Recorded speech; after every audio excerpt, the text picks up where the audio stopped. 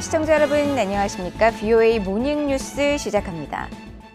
이달 유엔 총회를 앞두고 북한이 절대로 핵을 포기할 수 없으며 핵무력 사용을 법제화한 데 대해 유엔이 깊은 우려를 표했습니다.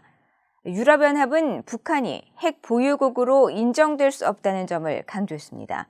첫 소식 박동정 기자가 보도합니다.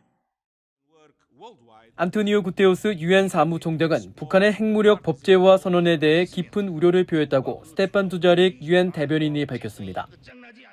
We've definitely seen those reports. I can tell you that the Secretary General is deeply concerned by the adoption of the law on DPRK's policy on nuclear forces that was done by the legislature in DPRK. 두자릭 대변인은 그러면서 북한의 이 같은 조치는 핵 위험을 줄이고 제거하려는 국제사회의 수십 년 동안의 노력과 배치된다고 지적했습니다. The DPRK, by pursuing its nuclear weapons program, including its development of missiles using ballistic missile technology, continues to disregard resolutions of the Security Council to cease such activities. 두자릭 대변인은 이어 구테우스 사무총장은 지속 가능한 평화와 한반도의 완전하고 검증 가능한 비핵화 달성을 위해 주요 당사국들과 대화를 재개할 것을 북한에 거듭 촉구하고 있다고 말했습니다. 유럽연합은 북한의 핵무력 법제화 선언과 관련해 북한은 핵 보유국으로 인정받을 수 없다고 강조했습니다. 피터 스타노 유럽연합 대변인은 9일 VUE에 보낸 이메일에서 유엔 안보리는 북한이 완전하고 검증 가능하며 되돌릴 수 없는 방식으로 핵무기와 기존 핵 프로그램을 포기해야 한다고 결정했다면서 이같이 밝히고 한반도에서 평화와 안보로 가는 유일한 길은 대화와 협상뿐이라고 강조했습니다. 이어 유럽연합은 북한이 불안정하고 불법적인 행동을 중단하고 관련 당사국들과의 대화에 관여하며 유엔 안보리 결의에 따른 의무를 준수하기 위한 행동에 나설 것을 촉구한다고 밝혔습니다. 또 유럽연합은 새롭고 의미 있는 외교 과정을 지원할 준비가 돼 있다면서 북한이 유엔 안보리 결의에 따른 의무를 준수할 때까지 유럽연합은 유엔 제재의 완전한 이행을 독려할 것이라고 설명했습니다. 북한 관영 조선중앙통신에 따르면 북한은 8일 열린 최고인민회의에서 핵 보유를 공식화하고 핵무기 사용 원칙 등을 담은 법령을 채택했습니다. 특히 핵무력에 대한 지휘 통제를 다룬 사망은 핵무력은 국무위원장의 유일적 지휘에 복종한다면서 국무위원장은 핵무기와 관련한 모든 결정권을 갖는다고 명시했습니다. VOA 뉴스 박동정입니다. 미국 백악관은 북한의 김정은 국무위원장이 절대로 핵을 포기할 수 없다고 밝히고 핵무력 법제화를 공개한 데 대해 한반도의 완전한 비핵화 목표를 강조하면서 미국의 정책은 변함이 없다는 분명한 입장을 재확인했습니다. 북한에 대한 적대적 의도가 없다는 점도 강조했습니다. 이조은 기자가 보도합니다. 미국 백악관 국가안보회의 NSC의 대변인은 북한이 핵무기 전력을 법제화하고 김정은 국무위원장이 절대로 핵을 포기할 수 없다고 밝힌 데 대한 VOA의 논평 요청에 관련 보도들을 인지하고 있다면서 미국의 정책은 변함이 없다고 밝혔습니다. 이 대변인은 그러면서 미국은 북한의 위협에 대처하고 한반도의 완전한 비핵화라는 공동의 목표를 진전시키기 위해 동맹국 그리고 파트너들과 계속 긴밀히 협력하는 데 여전히 중점을 두고 있다고 강조했습니다.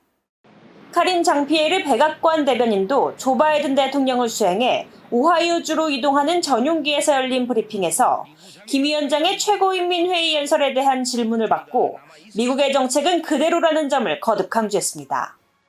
북한 위협에 대처하고 한반도의 완전한 비핵화 목표를 위해 동맹국들과 계속 협력한다는 겁니다. We've been very clear since the beginning of this president's administration that our policy remains unchanged. The United States remains focused on continuing to coordinate closely with our allies and partners to address the threats posed by DPRK and to advance our shared objective of the complete denuclearization of the Korean Peninsula. That has not changed. 앞서 이날 북한 대외관영 조선중앙통신과 노동당 기관지 노동신문은 북한이 8일 핵무력 정책을 최고인민회의 법령으로 채택했다고 보도했습니다. 또 김 위원장은 시정연설에서 미국의 목적은 북한 핵 제거와 궁극적으로는 핵을 내려놓게 하고 자위권 행사력까지 포기하게 만들어 정권을 붕괴시키려는 것이라면서 절대로 핵을 포기할 수 없다고 말했다고 전했습니다. 이 같은 발언에 대해 백악관 NSC 대변인은 미국은 북한의 적대적인 의도가 없다는 점을 분명히 해왔다고 밝혔습니다. 또 미국은 계속 외교를 추구하고 전제 조건 없이 만날 준비가 돼 있다고 강조하고, 그러나 북한은 계속 아무런 반응을 보이지 않고 있다고 지적했습니다. 백악관 NSC 대변인은 이어 북한 핵무력 위협과 관련해 미국은 모든 국방력을 동원해 한국을 보호하는 데 전적으로 전념하고 있다는 기존 입장도 다시 강조했습니다. VOA 뉴스 이존입니다. 이종섭 한국 국방부 장관이 12일 한국 육군 3사단 백골부대 일반전초 GOP 경계부대를 방문해 경계작전 태세를 점검하고 장병들을 격려했다고 한국 국방부가 밝혔습니다. 이 장관은 이날 부대를 방문한 자리에서 백골부대의 역사와 전통을 이어받아 적이 직접적인 도발을 자행하면 즉각적이고 단호하게 대응해야 한다며 확고한 대비태세 유지를 당부했습니다. 이어 이런 마음가짐과 의지를 갖고 교육훈련에 임하면 적이 감히 도발을 감행하지 못할 것이라면서 어떠한 경우에도 현행 작전에 문제가 있어서는 안 된다고 강조했습니다. 이 장관은 또 추석 연휴 기간에도 국방의 의무 이행을 위해 자리를 지키는 장병들의 노고를 격려하며 이들의 군복무가 소중하고 자랑스러운 시간이 되고 존중받을 수 있도록 최선의 노력을 다하겠다고 말했다고 한국 국방부는 전했습니다. 북한이 심각한 경제난 속에서 미국이 요구하는 비핵화 협상에 선을 긋는 핵무력 정책의 법제화라는 공세적인 조치를 취했습니다. 미국과의 갈등이 장기화하는 중국과 또 러시아와의 대미 공동전선을 배경으로 강경 행보에 나서고 있다는 분석입니다. 조상진 기자가 보도합니다. 북한이 핵무력 정책을 법제화하면서 미국이 요구하는 비핵화 협상을 정면으로 거부하고 민생을 외면한 채 핵 보유국 지위에 집착하는 행보를 보인 데 대해 한국의 전문가들은 북한이 중국, 러시아와의 밀착을 더욱 강화하려는 움직임으로 분석했습니다. 미중 패권 경쟁과 우크라이나 전쟁에 따른 미러 갈등이 장기화하는 흐름 속에 미국 등 서방 자유민주 진영에 맞선 북중러 3강 밀착이라는 신냉전 구도가 유리한 정세라고 판단하고 있다는 것입니다. 과거 같으면은 북러 경제관계, 군사협력 관계는 상당히 의미가 미미했지만 지금 새로운 글로벌 대립 구조가 형성되고 김정은 위원장의 남북관계, 북미관계라고 하는 그랜드 디자인이 지금 무너진 상태이기 때문에 북한으로서는 어쩔 수 없는 대체 출구가 필요하고 여기에 이제 러시아가 길을 열어주는 거죠. 통일연구원 홍민 북한연구실장은 북한과 러시아가 외교는 물론 경제와 군사 등 여러 방면에서 교류와 대미 공동전선 차원의 협력을 추진하고 있다며 중국도 북한 핵무력 고도화에 뒷배 역할을 하면서 유류와 석탄, 식량, 의약품 등의 지원을 계속하고 있다고 진단했습니다. 그러면서 다음 달 당대회에서 시진핑 국가주석의 3년임이 확정된 이후 중국의 북한 편들기가 한층 노골화될 것으로 전망했습니다. 당대회 이후에 시진핑의 대외 정책이 확고하게 이제 제시되는 거에 따라서 대미 태도가 상당히 공세적으로 그리고 강경하게 변화될 가능성도 있어요. 그런 만약에 태도가 이제 전면화될 경우에는 북한과 관련한 태도에 있어서도 북한의 이해를 좀 더 많이 대변하고 북한에 대한 안전을 제공하는 측면에서는 중국이 좀 더 적극적인 가능성이 높다라는 거고요. 전문가들은 다만 북한이 핵 보유국 지위를 확고히 하려는 행동은 타이완이나 우크라이나로의 핵 도미노를 우려하는 중국과 러시아에게도 부담일 수밖에 없으며 중국도 지나친 북러 밀착이 미국을 자극하는 북한의 무모한 행동을 부추길 것을 우려할 것이라고 분석했습니다.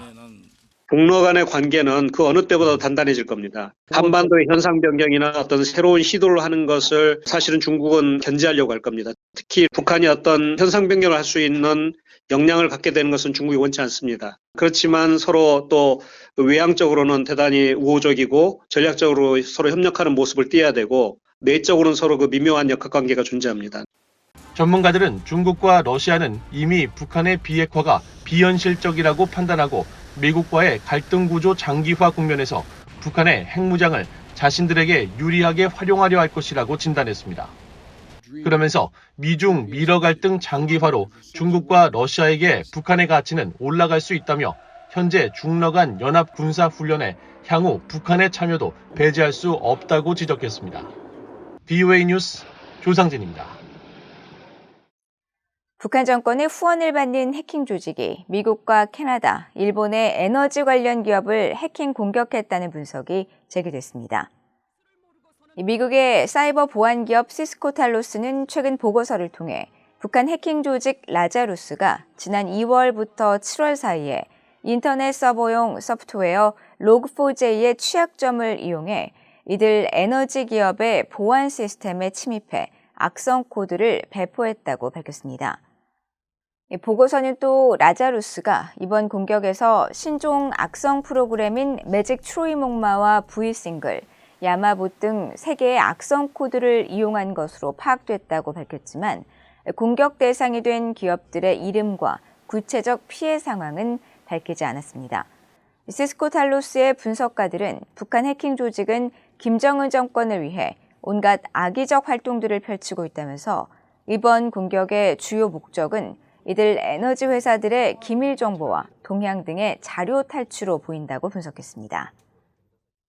한국의 전임 문재인 정부 시절 발생한 탈북어민 강제 북송 사건은 적법한 절차를 지키지 않은 불법적 행위로 헌법을 부인하고 사법을 방해한 행위에 해당한다는 지적이 나왔습니다. 한국의 법학자인 재성호 중앙대 법학전문대학원 교수는 최근 한국 법무부 학술지인 통일과 법률에 게재한 논문을 통해 탈북어민 강제 북송 사건은 불법적 행위로 헌법을 부인한 사법방해 행위라고 지적하면서 전임 행정부에 의한 간접살인으로 규정하고 관련자들의 처벌을 촉구했습니다.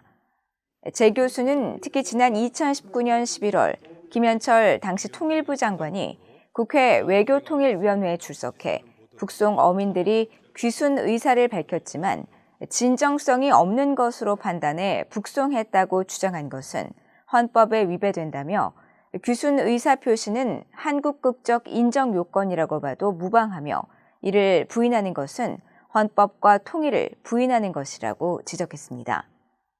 또 정의용 전 청와대 국가안보실장이 지난 7월 발표한 입장문에서 사건 당시 합동신문 조사를 통해 탈북어민의 살인 혐의가 입증돼 북송에 문제가 없다고 주장한 데 대해서도 합동조사 결과에는 어떤 법적 증거 능력도 없으며 조사팀의 자의적 유죄 판단을 근거로 한 북송은 위법한 것이라면서 한국 법원의 재판 관할권 행사를 원천적으로 차단한 것은 일종의 사법방해에 해당한다고 비판했습니다. 이상으로 BOA 모닝뉴스를 모두 마칩니다. 시청해주신 여러분 고맙습니다.